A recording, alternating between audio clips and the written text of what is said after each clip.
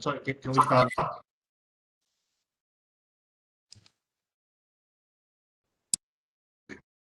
Okay, right. Good afternoon, everyone. This is for the project NCK joint project for NCK Vietnam, Malaysia, and Thailand. And we're happy to have this project. The project title is Ignition Kinetics for Hydroprocessed Renewable Diesel. And we're very happy to invite Professor Xinwei, Professor Xinwei from University of Nottingham, Malaysia campus. And Professor Xinwei got her PhD from University of Nottingham, Malaysia campus. And she works on the computational fluid dynamics and kinetics for the alternative fuels, also the chemical kinetics, internal combustion engines for alternative fuels. And her research interest is alternative fuels, chemical kinetics, diesel fuel, reduction scheme, computational fluid dynamics, CFD, combustion modeling, spray frame structures, and IC engine and soot formation, soot and NOx formation. Pretty much because we have the similar study, because in our lab, we're also focusing on the ignition, including the constant volume combustion chamber, as well as the rapid compression machine. And we also focus on the soot formation from counterflow burner, as well as the visible constant volume combustion chamber. So we're happy to collaborate with Professor Chen from University of Nottingham, Malaysia. Okay, so in today's webinar, we are going to present some. We start from the paper study, and later on, if there's a chance, we can report some progress as well. But I invite three of my students here. One is Danny Chen from here. Danny Chen, wave your hand. And one is Siva. Siva, wave your hand. Say hello. And one is Wang. Wave your hand. Okay. So if you are in the live stream and you have any questions, please type, or you can ask anytime. And by the end of the webinar, we'll be very happy to answer your question. So today, what we are going to present is some paper studies from the students, and we start from Danny Chen. Okay, we start from Danny Chen. Okay, we can go and start. Okay, good afternoon, everyone. My name is Chen Danny. And I am one of the great students in the combustion lab in NCKU. I would like to present to you my paper review in this week. And my project during my career is optical constant volume combustion chambers. Okay, so let's get started. Okay, in this paper, we'll discuss effects of the hydrogen enrichment of compressed natural gas on a flammability limit and the flame kernel evolution in constant volume chamber using the laser ignition. But in the motivation, why do this paper need natural gas? Because natural gas is available in the large quantities, and the second one is the cheapest available alternative fuel. And the second one, why do we need to add the hydrogen to the natural gas? Because the volumetric energy density of the natural gas is low. So when we plug into the vehicles, such using the storage tanks, the lower energy density of the nitrogen could be alleviated by the addition or add some of the hydrogen. But in number three, why do we need a laser ignition? Because the reason why is because the limitation of the spark systems, including the spark plug, so it will be damage or erosion because of the disintegration, vaporization of the materials. Okay, so in leak section, we're using the laser ignition. And what is the definition of the laser ignition? We're using the short laser pulse focused on the chamber and within the suitable arrangement such as converged lens or the diverged lens. The subsequent optical breakdown is the plasma. And what is the plasma? So plasma is a superheated material and it's super hot so that the electronics are ripped away from the atoms from forming the ionic gas. So this is the plasma, and we're using the laser to initiate the combustion. Okay, here's the next slide. Here's the experiment setup. The test field is air, compressed natural gas, and the hydrogen enrichment of the compressed natural gas. And from your left hand side, this is we can tell that this is the hydrogen chamber and the natural gas chamber and the air cylinders. They're using the digital manometers to capture the pressure, and using the pressure based on the delta loss of the partial pressure, we can get the air-fuel ratio lambda of the gaseous mixtures. And so we pump the air and the gaseous mixture to the chamber, and we're using the high-speed camera to capture it. And then we're using the laser to pump into the ignition the gases. And the laser is NDYAG. And the NDYAG is a pulsed laser ignition. And we will using the energy to monitors. Okay, so we need to discuss with this one is the light source in here. The light source is used to illuminate the flame kernel because of the flame kernel developed in the early stage of the combustion did not emit sufficient light. So we're using the light source to illuminate it. And the second one is here. We can tell that this is a beam profile amplifier, the charge amplifier. Once we capture the pressure from the pressure data from the pressure transducer, and we will go through the charge amplifier used to amplify the signal and convert to the voltage. Let the acquisition system capture the data. And the photography field of the experimental layout is shown in the picture B. The reason why I need to present this project because this is familiar with my project by now. And the chamber is using the 4 windows which are made of the sapphire windows. And the windows diameter is 1.7 centimeters. And the 2 windows is for lasering, and the other 2 windows is used to illuminate the area of the CDCT. Okay, so here we can tell the air-fuel ratio right now is we're using to capture to observe the flame vulnerability doing the air-fuel ratio. Okay, in here we can tell that it's the flame kernel evolution. The laser direction is from the right to the left. So follow the blue color as the fuel air mixture becomes linear, which means more and more air into the chamber. So lambda will increase. The flame kernel growth rate is decreased. You can tell that in here we can obviously see the flame kernel in here also, and here is also as well. But in the right now we add more and more air to that, so the flame kernel growth rate is decreased. And follow the red color, we can tell that the red color, we can tell the lambda air-fuel ratio is 1.8 right here. But this is the case of the compressed natural gas. But in here, in the bottom of the picture is the 40% of the compressed natural gas. The lean vulnerability is 2.1, which means we add more and more hydrogen to the compressed, and with the compressed natural gas, the lean vulnerability will be increased. So what is the limit of the vulnerability limit? It's a specific concentration limit when the air and the fuel mixture become vulnerable.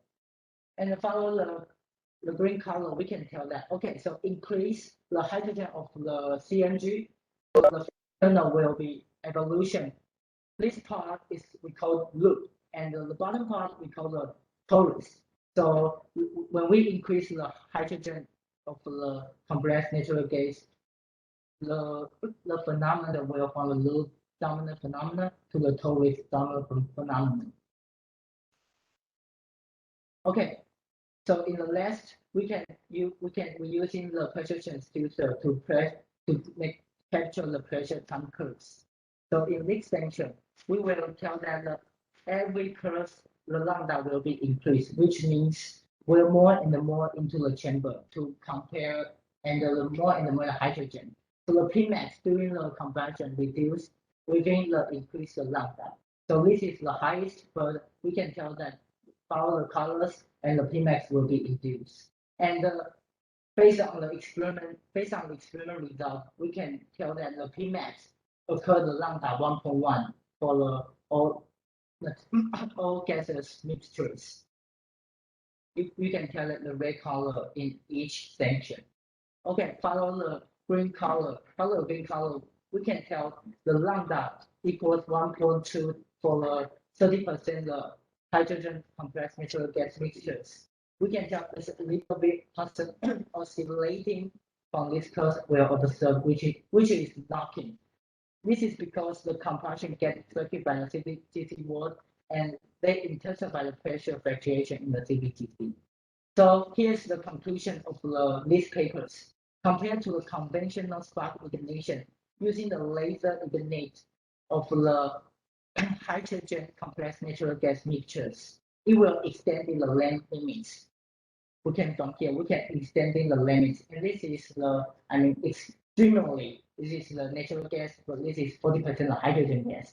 It will extremely extending the length limits and would emit a significantly lower the emissions. Okay, the list but not the last. Okay, our experiment setup is on your left hand side pictures. This is our close the CVCC right here, and in the future I will put the visible CC in here, and the laser direction is from the right to the left. And we're using the optical arrangement such that links to using the laser to direct into the chamber to observe the flame kernel or the flame formation. And on your right hand side, the picture, the maximum of the chamber is 600 Celsius, and the maximum pressure is 100 bar. The volume of the chamber is 1.4 liters, and we're using the 4 quarters optical windows to capture the flame formation or the ignition delay in the futures. Okay, so here's the end of my presentation. So if you have any questions or of curiosity, you can just type the comment below, and I will look at it and answer the questions. Okay, thank you for the presentation from Jenny Chen.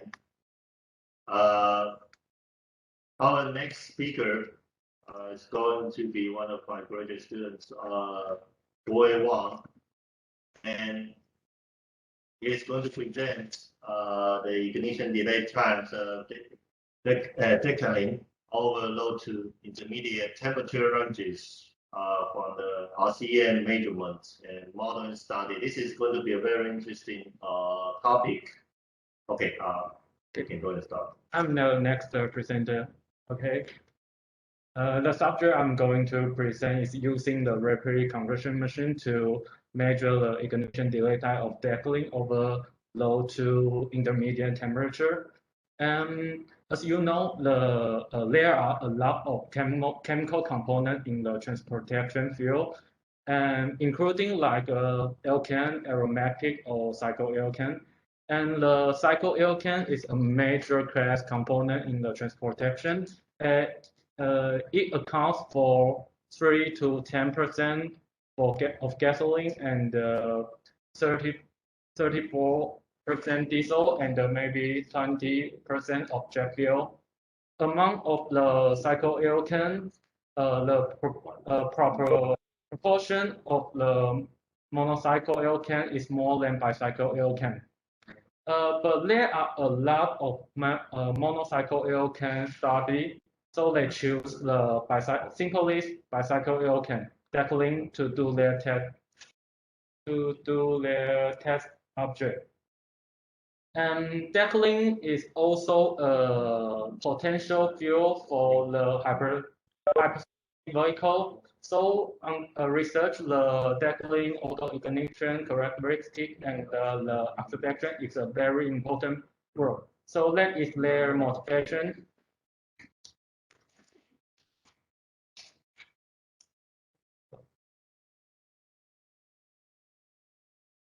Okay, in this slide, I briefly introduce the experiment setup. Before we doing the experiment, we need to prepare the homogeneous fuel gas. First, we will preheat the mixing chamber and calculate how much amount of fuel we need. Then we will inject the fuel into the mixing chamber, make it become a vapor phase. When it becomes vapor phase, we will blend the diluent gas like nitrogen or argon into the mixing tank. And in addition, mixing tank need to be left for more than 3 hours to make the fuel gas is homogeneous. Then we can inject the homogeneous gas into the combustion chamber. In a rapid combustion machine, there is a single connect rod in the different with different size of piston in different section. And first section is driving section. We increase the air tank pressure to move the piston in the driving section. Then in the braking section, we is filled with the hydraulic oil to make the piston brake. Then in the cylinder, the piston will moving from BDC to TDC, and the homogeneous gas will auto ignite. Then we using the pressure transducer and the level software to catch the pressure history. Then we can calculate the ignition delay time. Okay, and in this slide, I want to discuss the effect of equivalence ratio on the decklink ignition delay time. And in this slide, lower left side, I post the test condition they design.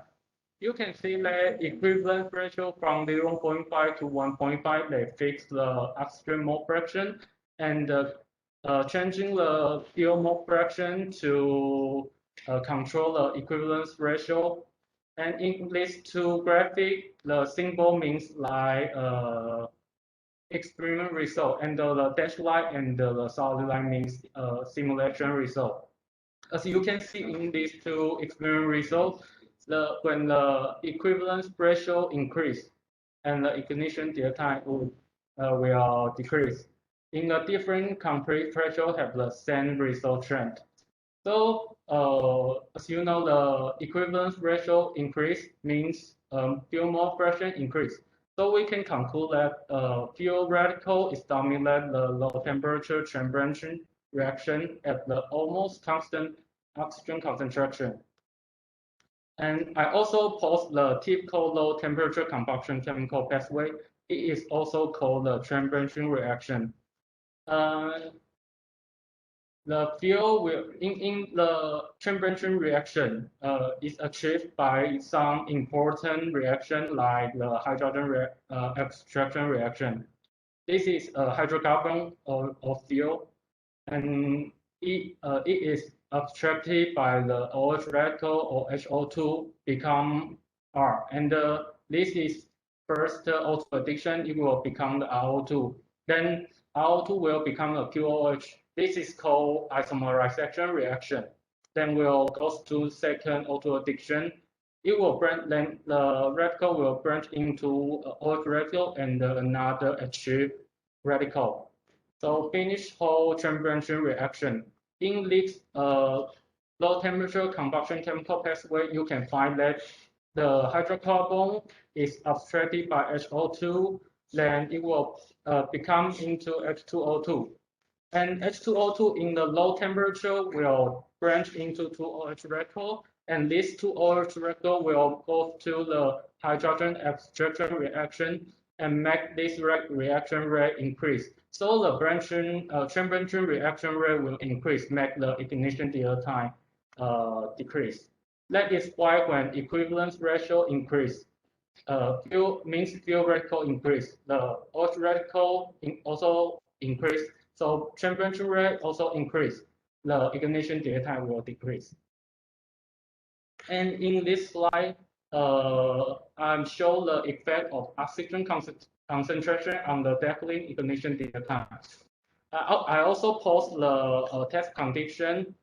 You can see that equivalence ratio 1 and equivalence ratio 2, they fix the fuel mole fraction and just changing the oxygen mole fraction to control the equivalence ratio. In these two experiment results, you can know that when the oxygen mole fraction increase, the ignition delay time will decrease over low to intermediate temperature, and the different compressive pressure have the same result trend. This is because O2 addition in the temperature reaction is a very important reaction. So when the oxygen concentration increase, the temperature rate will also increase. So ignition delay time will decrease. Okay, this is my paper review. If you have any question, you can just type in the chat box. I will answer you after the this meeting end. Okay, thank you, Wang, for the presentation. So our next speaker is Siva, and Siva is one of my Indian international students working in our fuel and combustion lab.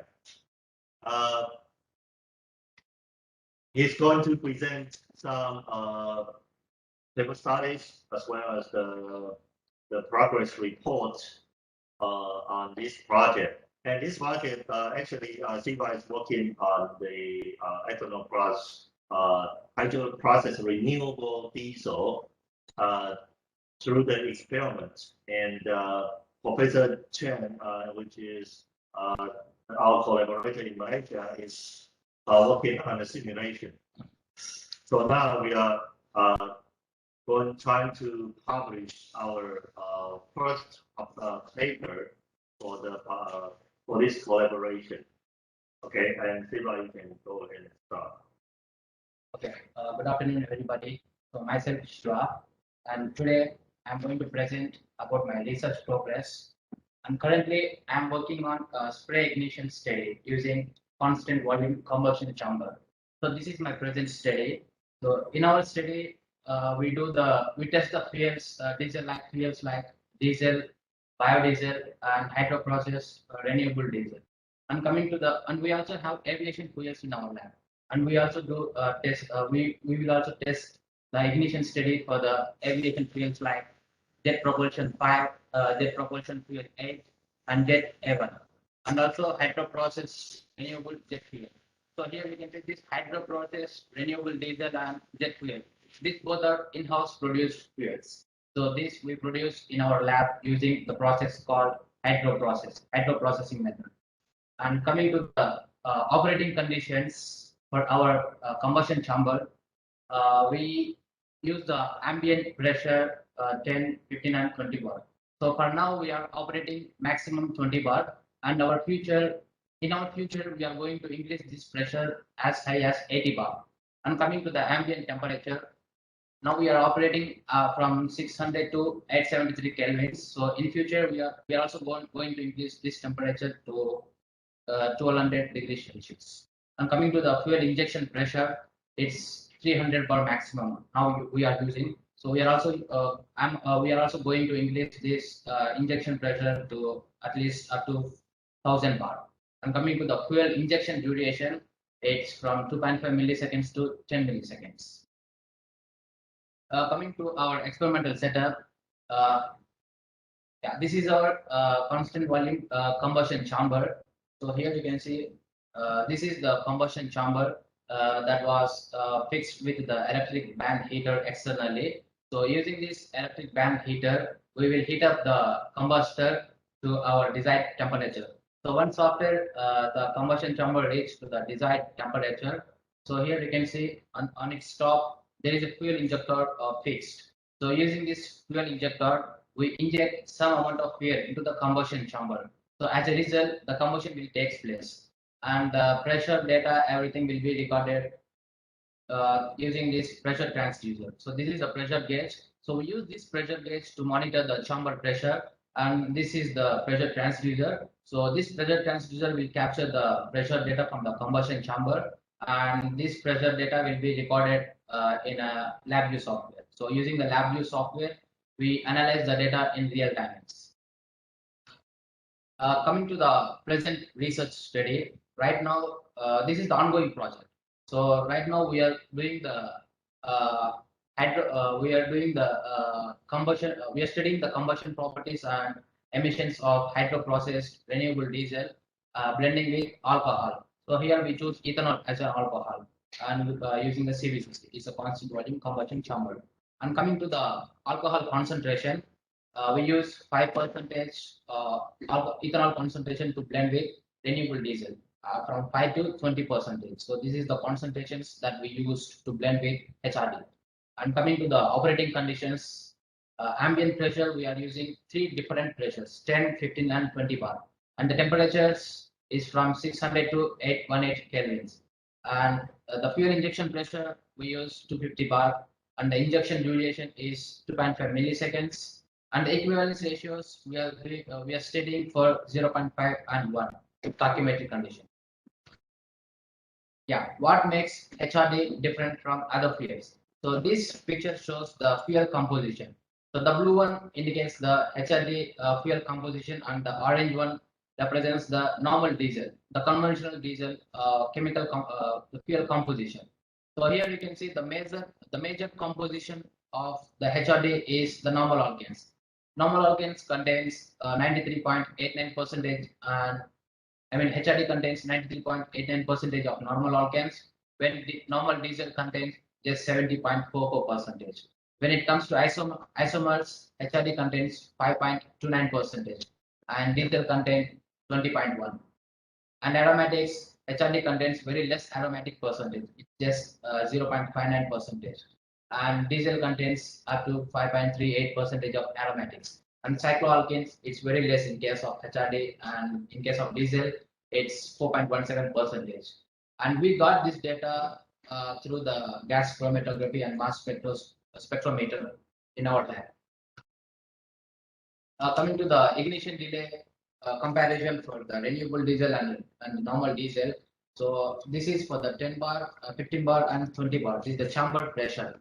So at different pressures, we do the ignition study, ignition delay for the HRD and diesel. So in these 3 cases, you can see that diesel having the longer ignition delay when comparing with the HRD. So the blue one represents the HRD in all cases. So you can see in all cases, ignition delay for the renewable diesel is a HRD fuel having the very low ignition delay, and normal diesel is a high ignition delay. It's because of the fuel composition difference between these 2 fuels. It's because HRD contains higher percentage of normal alkanes, and it leads to faster chain branching, and it will result in the lower ignition delay. Coming to the HRD blending with ethanol diesel. So here you can see that this is the ignition delay for the HRD and the ethanol. Here you can see the black dot, it represents the HRD. So HRD possesses lower ignition delay, and when we keep increasing the concentration of ethanol in HRD, you can see the ignition delay was gradually increased. So, and this was more significant between the temperature range from 600 Kelvin to 725 Kelvins. This is because, according to some studies, we got to know that the start of reactions were delayed with the addition of ethanol. It's not only in case of ethanol. Any alcohol, if you add in normal alkanes, the start of reactions were delayed. And another thing is, HRD is a normal alkane. It contains major composition of normal alkanes. So between these temperature range, 600 Kelvin to 725 Kelvins, it will go through the low temperature oxidation, and it will produce more amount of OH radicals. So these OH radicals are the key species for the chain branching. So when we add ethanol, I mean alcohol, when we add alcohol in normal alkanes, this will start consuming the major active OH radicals that was produced through the low temperature oxidation and resulting the ignition delay increase. So this is the main reason why here the ignition delay was higher in case of higher concentration of ethanol. Coming to the maximum pressure and the heat release rate study, here we can see the red one is for the 10 bar. It is the chamber pressure for 10 bar. This is for the pure HRD. So in all cases, pure HRD possesses the maximum pressure rise. When I increase the concentration of ethanol in HRD, the maximum pressure rise was gradually reduced. It's because there are a total of three phenomena. So one is the energy effect. It's because of ethanol lower heating value. So due to the ethanol's lower heating value, it will affect the maximum pressure rise when we blend the ethanol with HRDs. And another reason is enthalpy of vaporization. This is it means when we add ethanol in HRD, the rate of evaporation, the fuel evaporation, which means the phase change, it will the time to change its phase from liquid to gas, it will increase. So as a result, the maximum pressure rise also will reduce and the ignition delay will also longer. And the third one is due to the presence of oxygen molecule in alcohol. So normally alcohol contains oxygen in its molecular structure. So when we blend alcohol with ethanol, when we blend alcohol with renewable diesel, it will increase the concentration of oxygen in the combustion chamber, and that will make the lean combustion. And as a result, the pressure rise will also reduce. The same we can observe in the heat release rate as well. So the heat release rate was reduced with respect to the pressure.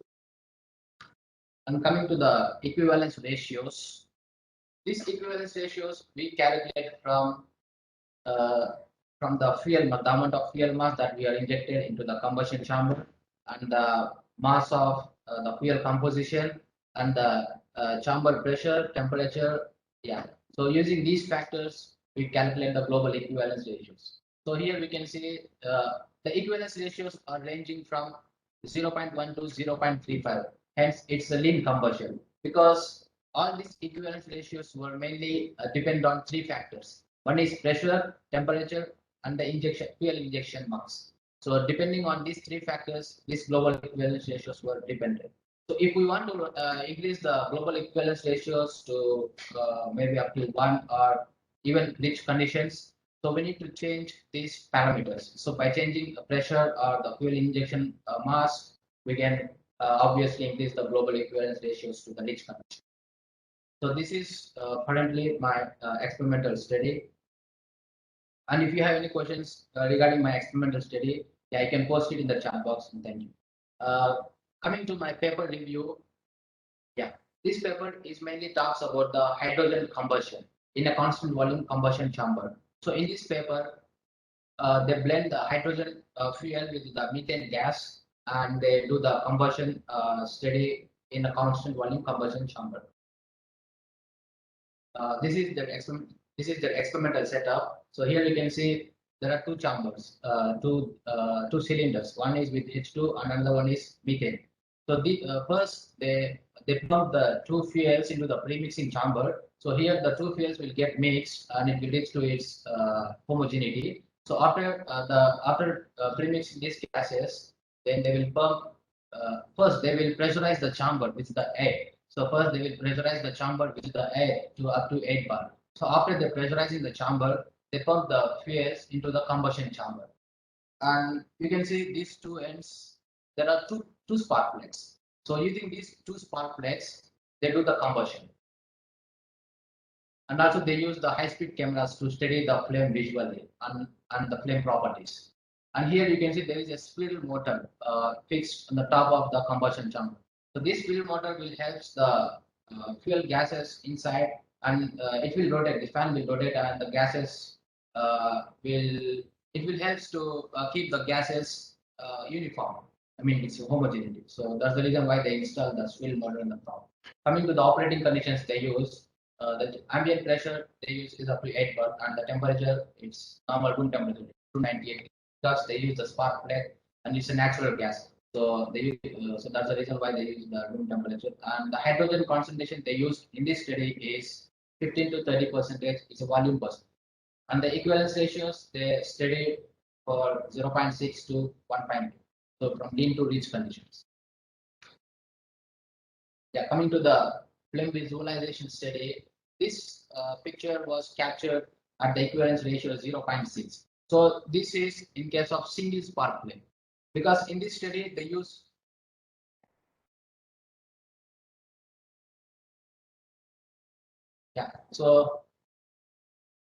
the left picture shows the flame visualization for the when they use single spark flame, and the right picture is the dual spark flame. So here we can see at this equivalence ratio there is no sign of flame were observed in any cases. So there is no flame were observed, but at 30% of hydrogen, in case of dual spark flame, there is a small sign of a flame observed here.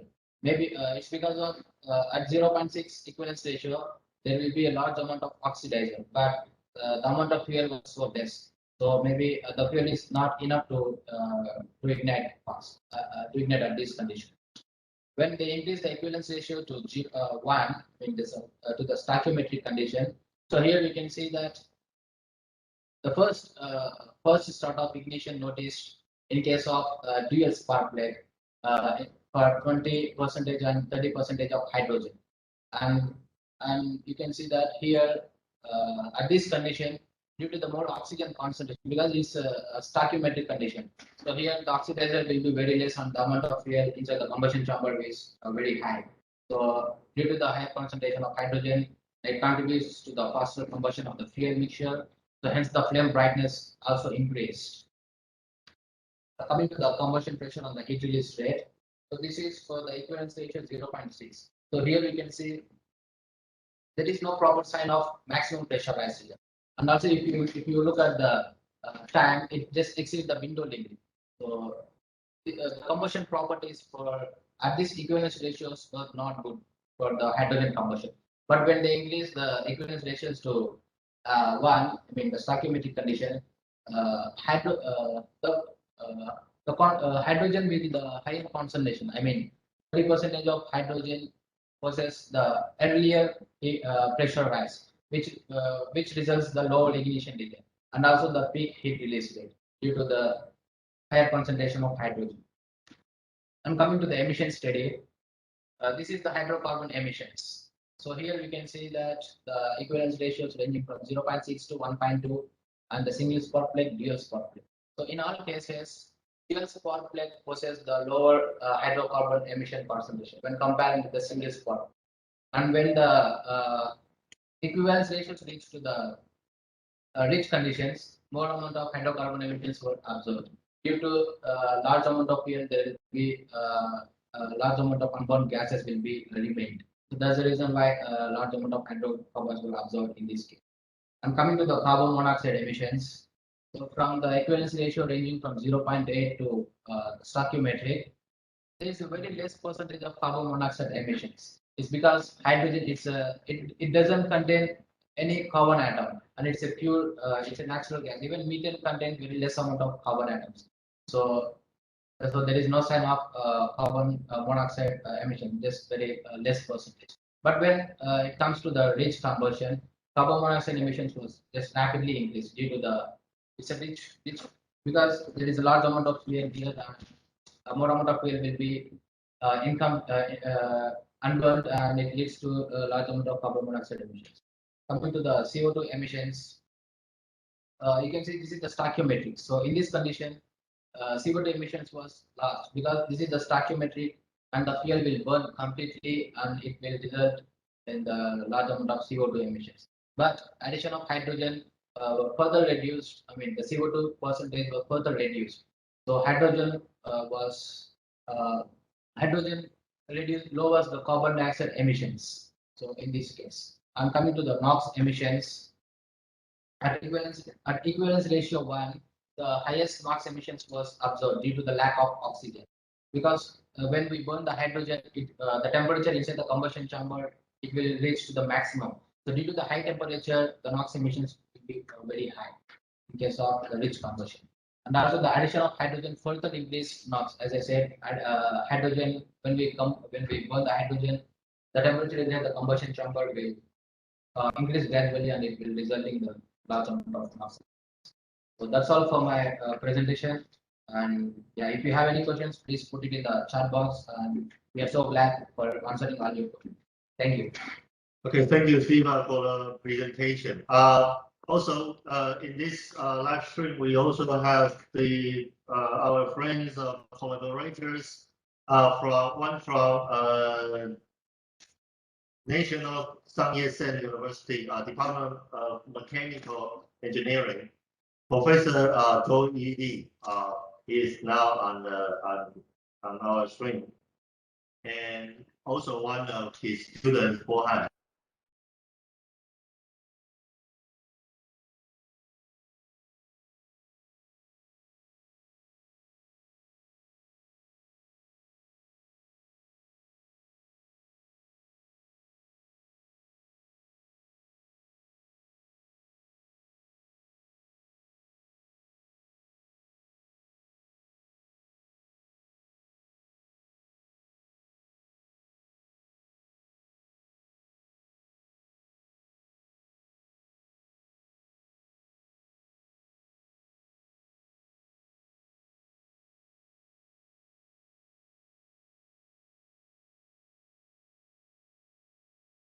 You have to answer first. No, you have to. Okay. Yeah, the question is regarding the optical combustion analysis, ignition analysis, and the computational fluid dynamics of the combustor, nozzle design, the combustion chemical kinetics, engine operation, and the combustion emission analysis. Which one do you think it's most difficult? Wow. Yeah, good question. Nothing is easy. That's the answer. Okay, depends on what's your interest. Well, if you like the computational fluid dynamics, so nozzle design and combustor design, the geometry of the combustor will be your favorite. If you have some background of chemistry, I think the chemical kinetics, combustion chemical kinetics will be one of you good at. If you like the experimental study, just like us, so engine operations or combustor parameters, combustion phenomena measuring, that will be our job. Yeah, and also you mentioned the nozzle design and the chemical kinetics. Yeah, coming to the nozzle design, yeah, we can according to our requirements, we can do the nozzle design modification also. For now, right now, our nozzle contains 6 holes. So which means when we inject the fuel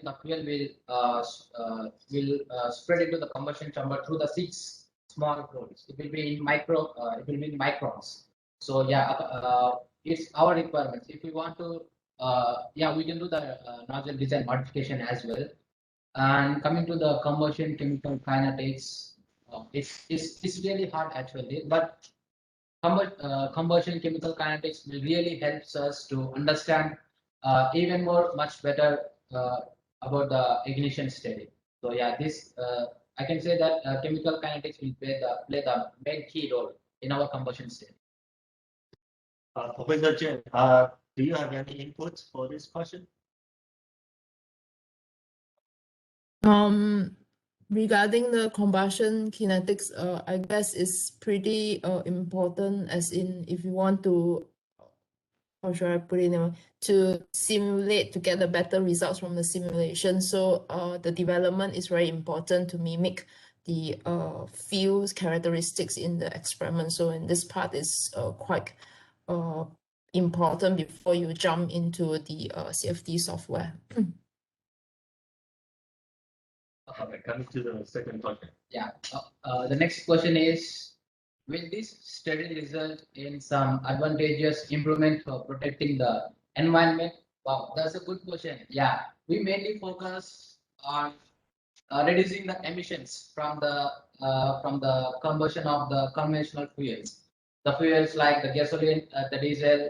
Yeah, we are trying to find out the alternatives for that. So right now our study is blending the alcohol with HRD. So this will dramatically reduce the carbon dioxide emissions. So when we compare the normal diesel blending with ethanol, because alcohol contains some oxygen, so when we mix the alcohols in the conventional fuels or some renewable diesel, yeah, it will reduce the carbon dioxide emissions.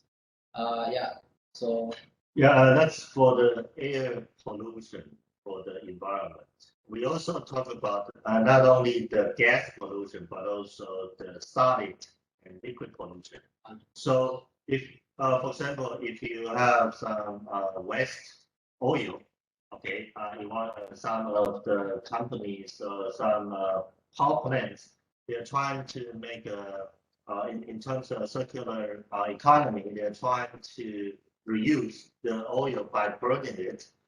So now, which part, maybe we can add some alternative fuels or make the ignition better to burn this fuel better. You have a better combustion ignition, you have a better combustion efficiency, you have the lower air pollution. So you can reduce the air pollution as well as reduce the liquid pollution as well. In terms of solid pollution, some of the companies, they're trying to convert this the waste solid into for example, the natural gas, okay, or some CO2 or some vegetal gas, some pyrolytic oils. So that will be another pollutant for the environment. So what we are trying to solve is we use our equipment, we see which kind of combustion operating conditions we can successfully finish, burn, complete these pollutants. So these combustion studies, like I said, not only reduce the air pollution, but also the solid and liquid pollutions, which is the most beneficial study for the whole environment. yeah, okay. So our next question is how we can get the optimized operating condition parameter in the hydrogen blended with methane. Okay. Okay. Yeah. So here we can see that in this paper they choose the ambient pressure 8 bar and the temperature is 298 Kelvin. The reason why they choose these conditions is because it's one thing is it's not a diffusion effect, it's a spark ignition. So which means at lower temperature, the fuels like hydrogen and methane gas, it can easily ignite. So if we choose the diffusion flame by using the spray fuel injector, so we have to heat up the chamber to at least 500 to 600 degrees Celsius, because the auto ignition temperature for hydrogen is around 800 Kelvin. So according to the fuel properties, so we have to consider, I mean, we can predict the optimized operating condition. So we can use the fuel properties to make the operating to select the proper optimized operating conditions. Yeah, so that's my answer. Professor Chen, do you have any input for these two questions?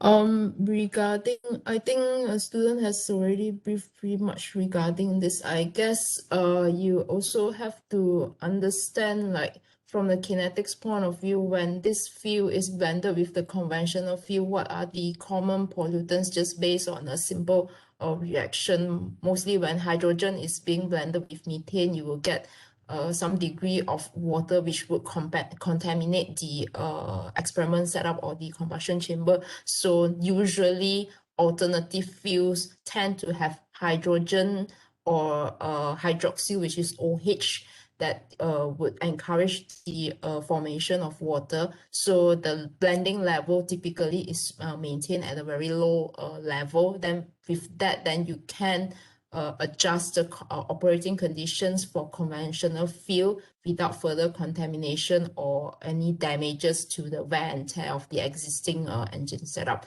If is there any degree that you need to increase the concentration for alternative fuels, then maybe you need to modify your setup, as I think what other or what we can do or what will be done in the experiment in order to adapt to the pollutants which are being developed or formed during the combustion. Thank you, Professor.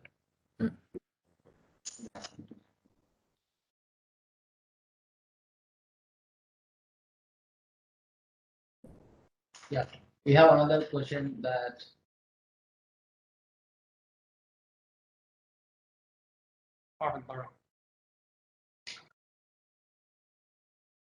okay. Our another question is based on your study, how about the low level of combustion pollution fuel compared to the current situation? Yeah, my answer for this question is right now many researchers are going on biodiesel and the renewable diesel. So, but still there are some challenges. When we use biodiesel in IC engines, there are some problems like corrosion because biodiesel contain more amount of oxygen molecules, so it will corrode the IC engine easily. So there are some challenges, but still research is going on. But probably in future the alternatives will be, I think, the biodiesel and the renewable diesel. Yeah, I think that's my answer. Well, the answer to this question is okay. You don't have a carbon, so if you don't have the carbon, you have the less pollution. For example, if you are running the hydrogen fuel, okay, you don't have the carbon, you're not hydrocarbon fuel, okay, then you have the clean fuel for running in your combustion system, okay, or you have something oxygen, good mixing or oxygen in there, okay, you can increase your combustion efficiency, reduce your soot formation, reduce your smoke. However, your NOx will be increased due to the high temperature, right? Any answer?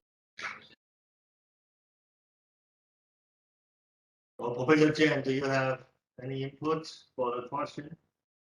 Oh, I think what you mentioned is pretty correct. I think our approach is just to reduce, like we don't set any target as long as we see a reduction in terms of the pollutants. Usually it comes with some compensation in terms of maybe lower performance in the engine. But what we are trying to do currently is find an optimum condition where we can maximize the fuels and also reduce the fuel consumption together with reduced pollutants. I think this is what current trend for all the alternative fuels are doing right now. Okay. Our next question is: did others talk about swing ratio or the in-cylinder flow speed in this CVCC? This Yes. question is from Professor D. From National Xiang-Xin University. Yeah. So for this question, the answer is yes. They mentioned the swing rotations per minute is 500 RPM. So yeah, they mentioned it's 500 RPM. So they use that speed rotation to maintain the mixture uniform.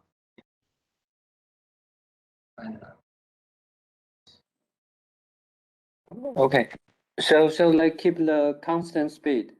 Yeah, constant. Yeah. Constant speed. Okay.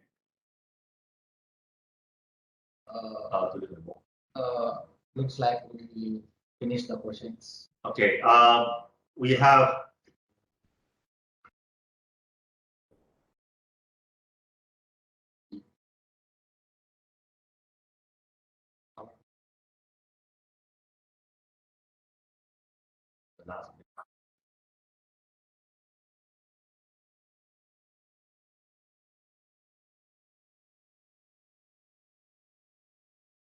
Second.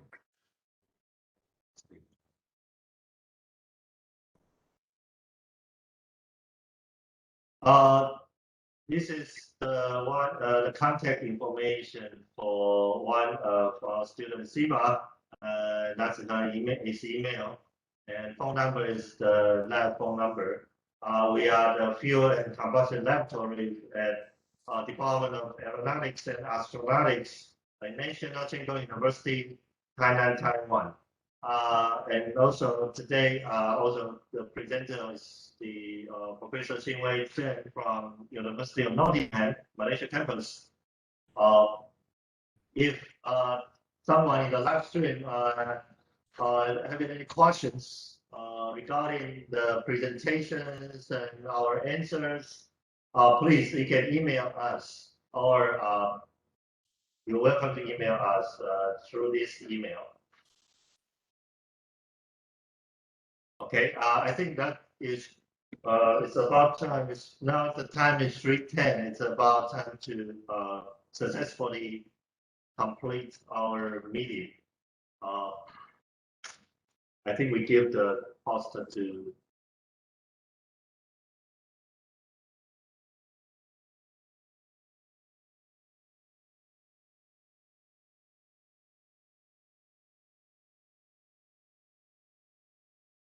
Okay.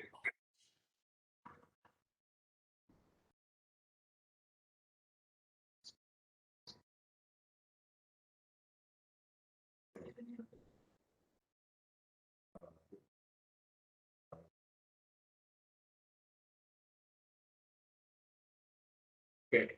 For instance, thank you for joining us. Okay. Okay. Good. I'll see you Friday. Okay. See you. Bye.